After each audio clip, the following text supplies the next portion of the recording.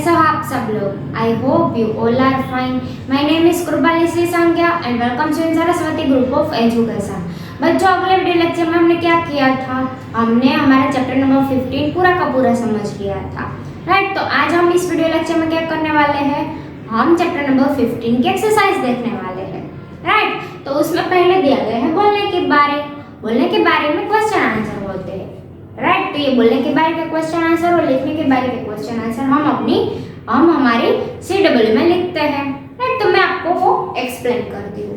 तो पहला क्वेश्चन हमें हमारे टेक्स्ट बुक में दिया गया है कि मणिकर्णिका के माता पिता का नाम क्या था? बच्चों, उसके माता पिता का नाम यहाँ पर पूछा गया है, राइट। मणिकर्णिका मतलब कि हमारी झांसी की रानी, राइट। तो उसके माँ पापा का नाम क्या था? उसकी माता का नाम था भागीरथी बाई और उसके पिता का नाम था मोरोपंत, राइट। तो हमें उसके माता पिता का नाम लिखना है। माता का नाम था भागीरथी बाई और पिता का नाम था मोरोपंत, राइट। तो ये तो बहुत आसान क्वेश्चन था। उसके बाद दिया गया है दूसरा क्वेश्चन, मनु के प्रिय खेल कौन कौन से थे? कौन कौन से थे बच्चों उसके प्रिय खेल? तो मनु के प्रिय खेल मैंने आपको बहुत अच्छी तरह से समझाए थे कि मनु के प्रिय खेल थे घुड़सवारी करना, तीर तलवार और बंदूक चलाना तथा किले आदि बनाना था। किले बनाना वो भी उसका प्रिय खेल था, राइट। हम लोग कैसे रेत में से घर बनाते हैं? जब कहीं आसपास में मकान बन रहा होता है तो हम लोग क्या करते हैं? वहां पर रेत का ढेर देखते हैं और उस रेत पर बैठकर उसमें से मकान बनाते हैं, राइट। तो मनु को भी किले बनाना बहुत ही अच्छा लगता था। तो घुड़सवारी करना, फिर तीर तलवार और बंदूक चलाना और किले बनाना उसके प्रिय खेल थे, राइट। तो दूसरा क्वेश्चन भी बहुत आसान था। फिर तीसरा क्वेश्चन दिया गया है, उन्होंने बचपन में ही क्या निश्चय किया था? उन्होंने बचपन में क्या निश्चय कर लिया था बच्चों? वो वीर कथाएं सुनती थी तो उसमें से उसने कुछ निर्णय किया था। मैंने आपको इतनी तो दे दी, तो आपको 50% 50% तो आपको अपने दिमाग में आइडिया ही गया होगा कि कौन सा उसका निर्णय था बचपन में। तो उसके निर्णय में था कि मनु ने बचपन में ही वीरों की कथाएं सुनी थी। वो बचपन से ही वीरों की और वीरांगनाओं की कथाएं सुनती ही आ रही थी, राइट। तो और यह निश्चय किया था कि वह अपने जीवन में वीरता का कोई बड़ा काम करेगी। बचपन में उसने सोच लिया था और निश्चय कर लिया था कि वो बड़ी होकर वीरता का कोई बड़ा सा काम करेगी जिससे वो पूरे देश को याद रह जाए और सभी के दिल में अमर रह जाए, राइट। तो मनु ने बचपन में ही निर्णय ले लिया था। तो बच्चों, ये तो थी बोलने के बारे का क्वेश्चन आंसर। अब लिखने के बारे का क्वेश्चन आंसर आ रहे हैं। उसमें हमें 4 क्वेश्चन आंसर दिए गए हैं। पहला दिया गया है, मनु को किन किन नामों से पुकारा जाता था? मनु को किन किन नामों से पुकारा जाता था बच्चों? तो मनु को कौन कौन से नामों से पुकारा जाता था? तो यहाँ पर कहा गया है कि मनु का नाम मणिकर्णिका रखा गया था, राइट। तो पहला उसका सबसे पहला नाम था मणिकर्णिका, राइट। तो पहला नाम उसको मणिकर्णिका के नाम से जाना जाता था। फिर दूसरा, उसे मनु तथा चंचल और सुंदर होने के कारण पेशवा के दरबार में छबीली कहकर पुकारा जाता था, राइट। वो मणिकर्णिका के नाम से पहले उसका नाम मणिकर्णिका था। फिर बचपन से ही वो चंचल थी और दिखने में बहुत ही सुंदर थी, राइट। तो इसके कारण पेशवा के दरबार में सभी लोग उसे छबीली कहकर पुकारते थे, राइट। तो पेशवा के दरबार में एक बार गई थी तो सबका मन उसने मोह लिया था, राइट। दिखने में भी सुंदर थी और उसका मन भी चंचल था, तो वो छबीली कहकर सभी लोग उसे पुकारते थे। फिर शादी होने के बाद वह झांसी की रानी लक्ष्मीबाई के नाम से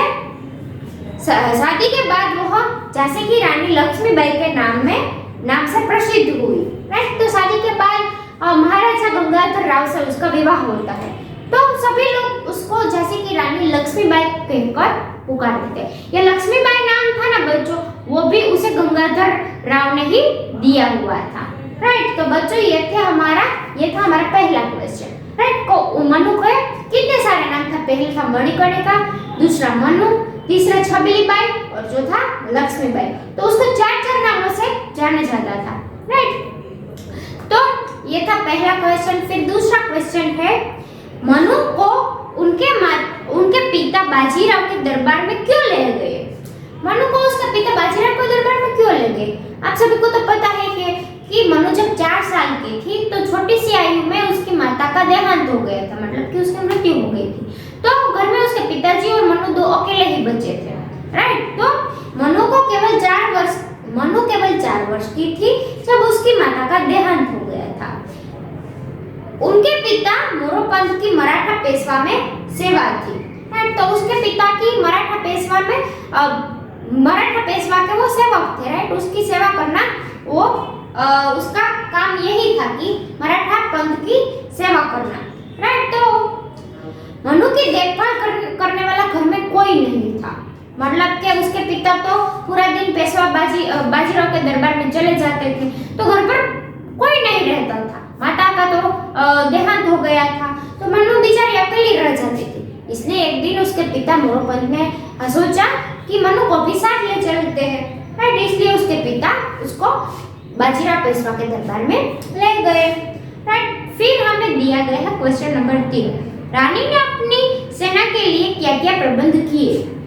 फिर मनु की शादी हो जाती है, तो अब उसके पास उच्च प्रशिक्षण पाने के लिए बहुत सारी व्यवस्थाएं थी, राइट। तो उन्होंने अपनी सेना के लिए कौन कौन से प्रबंध किए? प्रबंध करना मतलब कि आयोजन करना, राइट। तो यहाँ पर तीसरा दिया गया है कि रानी ने अपनी सेना को उच्च प्रशिक्षण देने का प्रबंध किया। कैसे? उन्होंने किले के अंदर ही व्यायामशाला बनवाई,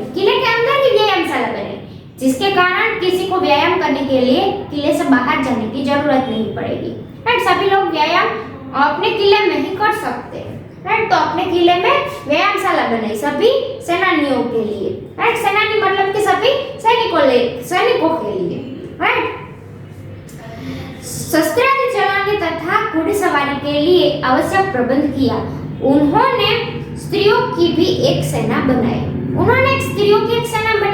फिर घुड़सवारी करने के लिए और शस्त्रादि चलाने के लिए, शस्त्रादि मतलब कि तीर और तलवार चलाने के अलावा और कई सारे शस्त्र होते हैं, राइट। तो सभी शस्त्र चलाने के लिए और घुड़सवारी करने के लिए एक विशेष प्रबंध किया, और उन्होंने अपनी स्त्री जाति के लिए एक बड़ी सी सेना का निर्माण किया और बड़ी सी सेना बनाई, राइट। तो बच्चों ये था दूसरा क्वेश्चन। तीसरा क्वेश्चन अब आता है चौथा क्वेश्चन। रानी के युद्ध कौशल पर 4 वाक्य लिखिए। रानी के युद्ध कौशल पर रानी कैसी थी, युद्ध में कैसी थी? वो बहुत ही बहादुर थी, राइट। तो उसके युद्ध कौशल मतलब कि उसके अंदर युद्ध करने का कैसा कौशल्य था, कैसे गुण थे, वो सभी हमें यहाँ पर लिखना है। झांसी की रानी लक्ष्मीबाई के युद्ध कौशल का गुणगान सभी करते हैं, सभी लोग जानते हैं कि वो बहुत ही बहादुर थी और युद्ध में भी बहुत ही वीर थी, सामने वालों को झट से पराजित कर देती थी। तो यहाँ पर हम लिखेंगे, वह मैदान में अपने घोड़े पर सवार होकर कूद पड़ती थी। वो घोड़े पर जाती थी बच्चों, राइट। और उसे घुड़सवारी करना तो पहले से ही पसंद था, और घुड़सवारी करके वो मैदान में चली जाती थी। तलवार भी उसके साथ में ही होती थी। युद्ध में तो वो बहुत ही माहिर थी, राइट। बचपन से ही उसको तीर तलवार चलाना बहुत अच्छे से आ गया था। हाथों में नंगी तलवार लिए शत्रु का संहार करती थी। हाथों में नंगी तलवार लिए मतलब कि उसके हाथों में खुली तलवार थी। कोई भी सामने आता था तो झट से एक बार में उसको 2 भाग कर देती, 2 कटके कर देती थी, उसके 2 टुकड़े कर देती थी, राइट। मतलब कि बहुत ही बहादुर थी, एक बार भी हिचकिचाती नहीं थी। दुश्मनों को, पुत्र को तो भी संभालना था क्योंकि एक माँ भी थी, राइट। तो पुत्र को पीठ के पीछे बांध देती थी, और जब युद्ध भूमि में आती थी तो ऐसा लगता था मानो जैसे रणचंडी आई हो, राइट। रण में कोई चंडी का स्वरूप धारण कर लिया हो, ऐसे वो खुली तलवार लेकर किसी भी दुश्मन का सामना कर लेती थी, राइट बच्चों। इसी प्रकार झांसी की रानी लड़ते लड़ते शहीद हो गई थी, राइट। तो ये हमारा लिखने की बारी का चौथा क्वेश्चन था, वो यहाँ पर कंप्लीट होता है। बच्चों यहाँ पर क्वेश्चन आंसर मैंने कंप्लीट कर दिया, आपको CW में अच्छे से लिख लेने हैं, राइट। आप लोगों ने पिक्चर पे यहाँ देखे ही थे। तो बच्चों अब हम पहुंचे हैं क्वेश्चन नंबर 5 पर। सही उत्तर पर राइट का चिन्ह लगाओ। यहाँ पर आपको एमसीक्यू 4 एमसीक्यू दिए गए हैं, आपको उसके आंसर लिखने होंगे। राइट, तो पहला क्वेश्चन दिया गया है कि लक्ष्मीबाई का जन्म कब हुआ था, तो यहाँ पर उसकी बर्थ डेट भी दी गई थी। तो लक्ष्मीबाई का जन्म यहाँ पर ख ऑप्शन में दिया गया है कि 19 नवंबर 1835 में रानी लक्ष्मीबाई का जन्म हुआ था। 19 नवंबर 1835 में। राइट, तो यहाँ पर हमें पता चल गया कि पहले में क्या आएगा। फिर दूसरा क्वेश्चन दिया गया है, भारत को अंग्रेजों से आजाद कराने का युद्ध कब शुरू हुआ, यहाँ पर भी साल लिखनी है। तो बच्चों यहाँ पर दो ही चीजों की साल दी गई है, एक रानी का बर्थडे, एक रानी की बर्थडे दी गई है। तो रानी की बर्थडे थी 19 नवंबर 1835 और अंग्रेजों का युद्ध जब शुरू हुआ तब उसकी साल थी 1857।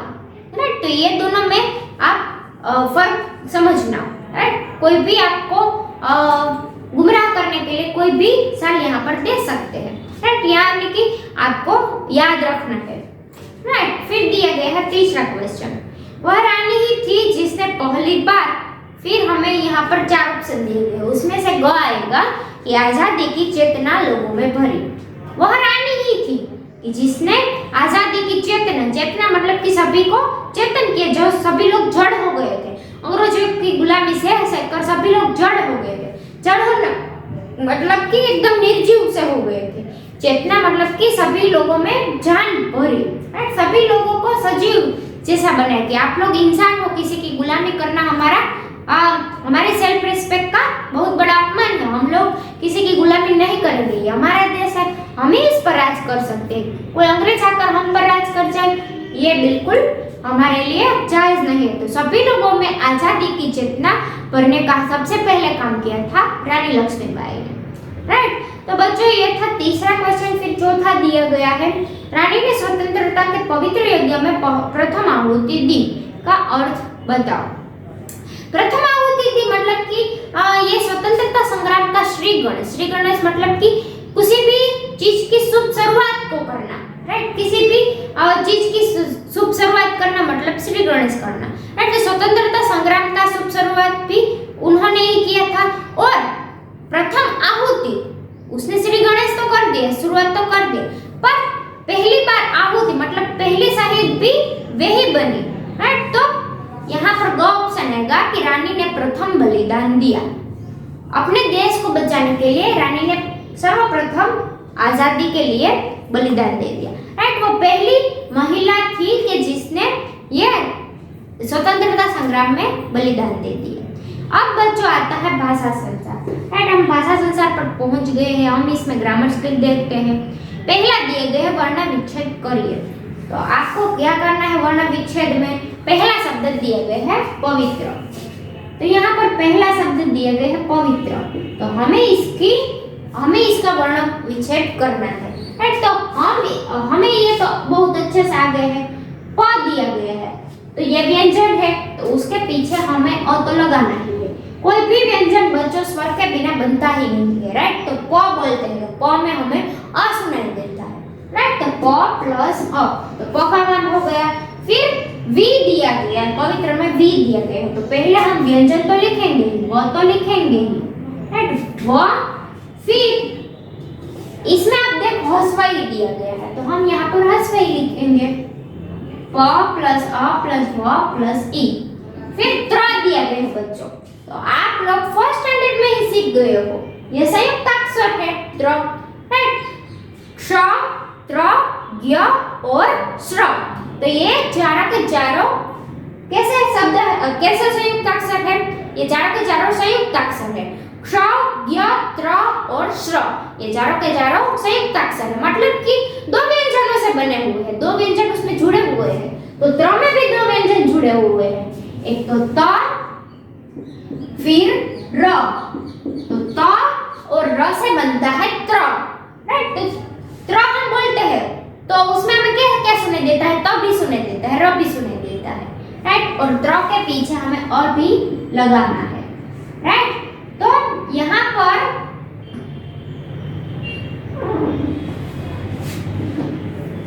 तो यहाँ पर हमने पवित्र का वर्ण विच्छेद कर दिया। आपको बच्चों कोई कितना भी शब्द बढ़ा दे तो भी आपको एक एक वर्ण एक एक व्यंजन को ही अलग करना है। तो यहाँ पर हमने लिख लिया प प्लस अ प्लस व प्लस ई त प्लस र प्लस अ।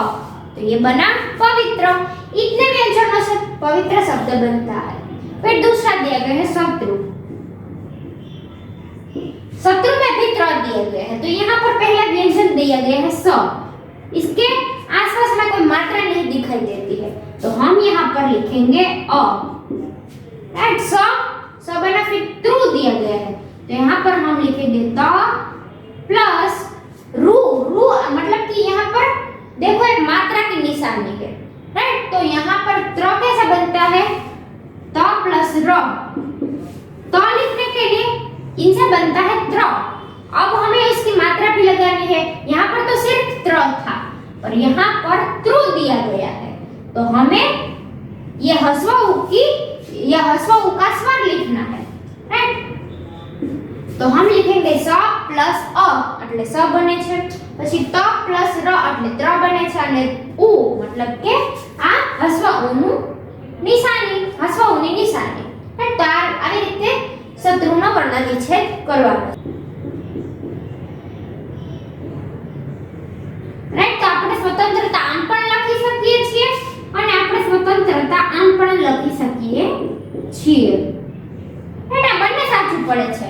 જો આપણે તની ઉપર અનુસ્વાર ન લગાડીએ તો આપણે પાછળ અડધો ન કરવો પડે છે અને આપણે તની ઉપર અનુસ્વાર કરેલું હોય તો આપણે અડધો ન કરવો પડતો નથી। રાઈટ, તો આપણને તે આપણી ટેક્સ્ટ બુકમાં આવી રીતે સ્વતંત્રતા લખીને આપેલું છે। આ બંને સ્વતંત્રતા લખેલું સાચું જ છે। રાઈટ, તો હવે આપણે શું કરીશું? આપણે આનો વર્ણ વિચ્છેદ કરીશું। સ્વ આપેલું છે તો સ અડધો છે તો સ આપણે અહીં આખો લખીશું અને આની પાછળ આપણે અ લગાડીશું નહીં। સ પ્લસ અ। રાઈટ, આટલું સમજાઈ ગયું। પછી આપણે વ લખીશું। વ આખો આપેલો છે તો વ આખો અને પાછળ કોઈ માત્રા નથી એટલે અ। આટલું થયું સ્વ। રાઈટ, આપણે અહીંયા અ આવતો નથી। રાઈટ,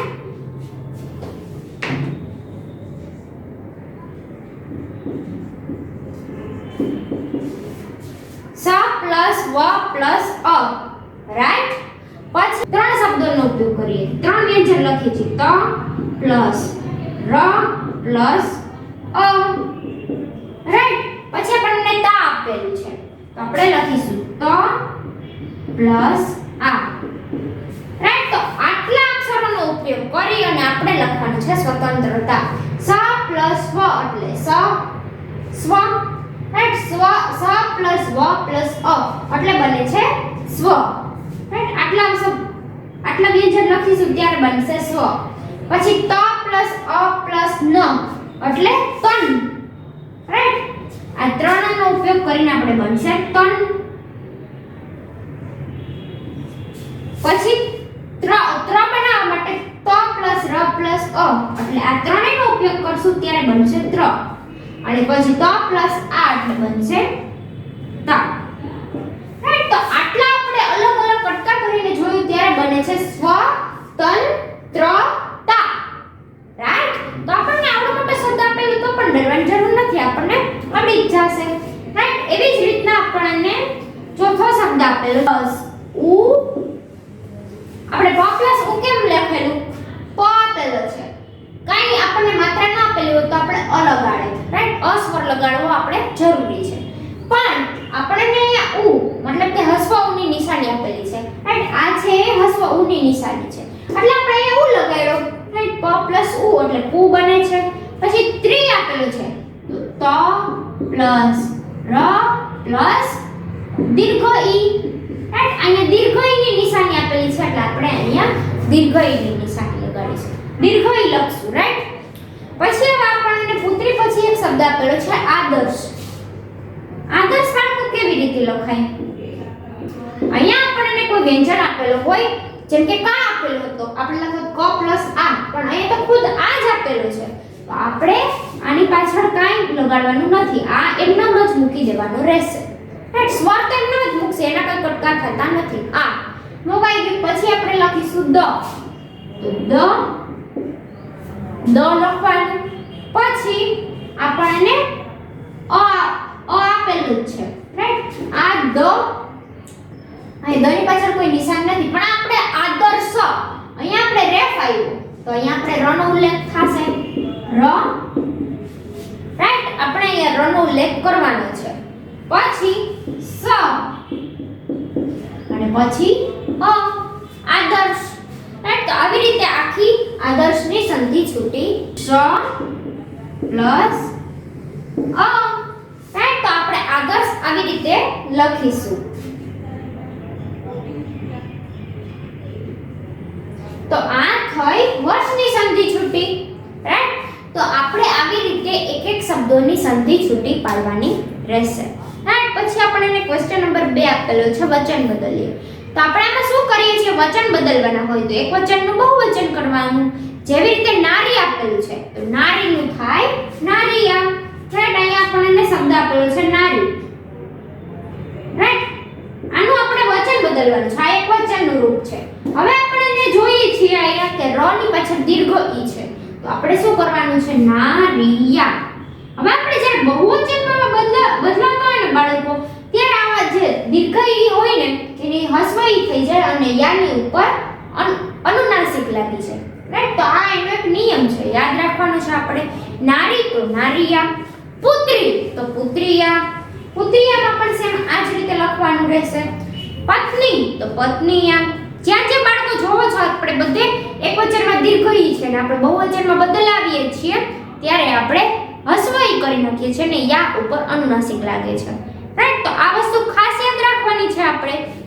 નારી તો નારિયા, પુત્રી તો પુત્રિયા, પત્ની તો પત્નીયા, સવારી તો સવારીયા, બેટી તો બેટીયા, રાઈટ. હવે આપણે પાછું બીજો એક નિયમ શીખીએ, રાઈટ. તો અહીંયા આપણને સેવા મતલબ કે આ આપેલું છે, રાઈટ. આની માત્રા છે અને આપણે આને અહીંયા કન્વર્ટ કરીશું એમાં, પણ આની ઉપર અનુનાસિક લાગશે, રાઈટ. તો આવી રીતના આ પણ એક નિયમ થયો કે જ્યારે આ હોય ત્યારે એ લાગે છે બહુવચનના રૂપમાં. તો સેવા તો સેવાએ, કથા તો કથાએ, શાલા તો શાલાએ, શિક્ષા તો શિક્ષાએ, સેના તો સેનાએ, રાઈટ. તો બાળકો આ હતો આપણો વચન બદલીએ. પછી આપણે પેજ નંબર 100 ઉપર લિંગ બદલી આપેલ છે. ક્વેશ્ચન નંબર 3 લિંગ બદલો, રાઈટ. તો આમાં શું કરવાનું છે? સ્ત્રીલિંગ હોય તો પુલ્લિંગ કરવાનું છે. કેવી રીતે? જો આપણને આપેલું છે પુરુષ તો ઈ આપણને ખબર પડી જાય કે આ પુલ્લિંગ શબ્દ છે. પુલ્લિંગ મતલબ કે પુરુષ જાતિ, રાઈટ. અને સ્ત્રીલિંગ મતલબ કે સ્ત્રી જાતિ, રાઈટ. તો આપણને આમાં પુલ્લિંગ શબ્દ આપેલા હોય એનું આપણે સ્ત્રીલિંગ કરવાનું છે, રાઈટ. તો અહીંયા આપણને આપેલું છે પુરુષ. પુરુષ તો સ્ત્રી, બેટી તો બેટા, બેટા તો બેટી, રાઈટ. આવી રીતના આપણે લિંગ બદલવાના છે. તો પુરુષ તો સ્ત્રી, નારી તો નર, રાણી તો રાજા, સામ્રાજ્ઞી તો સમ્રાટ, પત્ની તો પતિ, પુત્રી તો પુત્ર, માં તો બાપ, વીર તો વીરાંગના. તો આ હતું લિંગ બદલો, રાઈટ. હાથી તો હથીની, પછી બેટી તો બેટા, મહારાજા તો મહારાણી, મહારાણી તો મહારાજા, ફિર તાઈ તો તાવ મતલબ કે આપણી મોટી બહેન, રાઈટ. તો આવી રીતના આપણે લિંગ બદલ્યા. પછી હવે આપણને ક્વેશ્ચન નંબર 4 આપેલો છે કે પઢીએ સમજીએ ઓર નए શબ્દ બનાવીએ. તો આપણે આમાં શું કરવાનું છે? વાંચવાનું છે અને સમજવાનું છે. દેશ પ્લસ ઈ આપેલું છે. જો અહીંયા આપણને દેશ પ્લસ ઈ આપેલું છે તો આપણે આનું શું બનાવવાનું છે? દેશી. આ છે આપણને ખબર છે કે આ દીર્ઘ ઈ ની માત્રા છે, મોટો ઈ, રાઈટ. તો આપણે આ પ્લસ ની નિશાની નીકાળ નાખવાની છે અને આપણે અહીંયા પાછળ એક માત્રા લગાડી દેવાની છે, રાઈટ. તો આવી જ રીતે બધા શબ્દો બનાવવાના છે. દેશ તો દેશ પ્લસ ઈ એટલે દેશી, સવાર પ્લસ ઈ એટલે સવારી, વિશેષ પ્લસ ઈ એટલે વિરોધ પ્લસ ઈ એટલે વિરોધી, આઝાદ પ્લસ ઈ એટલે આઝાદી, તૈયાર પ્લસ ઈ એટલે તૈયારી, સ્વદેશ પ્લસ ઈ એટલે સ્વદેશી. આવી રીતે આપણે ક્વેશ્ચન નંબર 4 લખવાનું છે. પછી આપણે ने आपेलो છે क्वेश्चन नंबर 5 पूर्वक छोड़कर नए नए शब्द बनाए। यहाँ पर शब्द दिए गए हैं और प्लस में करके पूर्वक शब्द लिखा गया है, तो प्लस की साइन हटा देनी है और पूरे का पूरा शब्द ऐसे ही लिख देना है। जैसे कि क्रोध प्लस पूर्वक એટલે क्रोध पूर्वक, फिर ध्यान पूर्वक, आनंद प्लस पूर्वक એટલે आनंद पूर्वक, पूर्वक का मतलब के आनंद सहित, आनंद साथे, राइट। प्रेम पूर्वक એટલે प्रेम थी, प्रेम साथे, प्रसन्नता पूर्वक એટલે प्रसन्नता थी, पूर्वक નો मतलब થાય છે થી, રાઈટ। એટલે પ્રેમ પૂર્વક मतलब કે પ્રેમ થી, પ્રસન્નતા પૂર્વક પ્રસન્નતા થી, સહાનુભૂતિ પૂર્વક એટલે સહાનુભૂતિ થી, સ્નેહ પ્લસ પૂર્વક એટલે સ્નેહ પૂર્વક, રાઈટ। તો આપણે વચમાંથી પ્લસ ની સાઈન જ નીકાળવાની છે ખાલી, એના આપણે કાઢી નાખશું પછી શબ્દ બની જશે અને એનો અર્થ મેં તમને કહી દીધો કે પૂર્વક નો मतलब થાય થી, રાઈટ। પછી આપણને નીચે એક લાઈન આપેલ છે झांसी की रानी वीरता पूर्वक लड़ी, क्रिया विशेषण शब्द, ये क्रिया विशेषण का एक शब्द है, राइट। वीरता पूर्वक मतलब के वीरता थी लड़ी, राइट। तो वीरता मतलब ई पण एक क्रिया ज थई ने, वीरता थी लड़ी, राइट। तो आ पण एक क्रिया विशेषण नो शब्द है। इसी प्रकार क्रिया से पहले ऊपर दिए गए शब्दों में से किन्हीं 3 शब्दों का प्रयोग कर वाक्य बनाइए, राइट। यहाँ पर आपको एक्टिविटी में दिया गया है कि आपको किन्हीं 3 क्रिया विशेषण शब्दों का प्रयोग करके आपको कोई वाक्य बनाना है।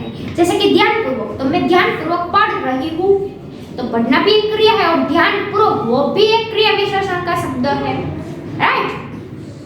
फिर क्वेश्चन नंबर 6 दिया गया है, नीचे दिए अनेक शब्दों के स्थान पर एक शब्द लिखिए। तो घोड़े की सवारी करने वाला, तो उसे घुड़सवार कहते हैं, राइट। घोड़े की सवारी करने वाला, इतना लंबा वाक्य बोलने की जरूरत नहीं, हम ऐसे ही बोल दे कि घुड़सवार जा रहा है तो हमें पता चल ही जाएगा कि वो घोड़े की सवारी कर जा रहा है, राइट। फिर दूसरा दिया गया है देश के लिए जान देने वाला, तो उसे देशभक्त कहते हैं। छोटी सी सेना, तो उसे टुकड़ी कहते हैं। युद्ध के मैदान में मरने वाला, तो उसे शहीद कहते हैं। फिर जिसमें सहन करने की शक्ति हो, तो उसे सहनशील कहते हैं। फिर हमें बच्चों यहाँ पर पेज नंबर 101 पे एक्टिविटी दी गई है, वो आपको पहले वो कविता पढ़नी है, फिर क्वेश्चन नंबर 2 में सभी वीर या वीरांगनाओं के चित्र चिपका कर उसके नाम लिखने हैं, राइट। तो ये था हमारा आज का चैप्टर नंबर 15, यहाँ पर समाप्त होता है। अब मिलते हैं अगले वीडियो लेक्चर में इसकी अभ्यास पुस्तिका के साथ, राइट। तब तक के लिए बाय बाय।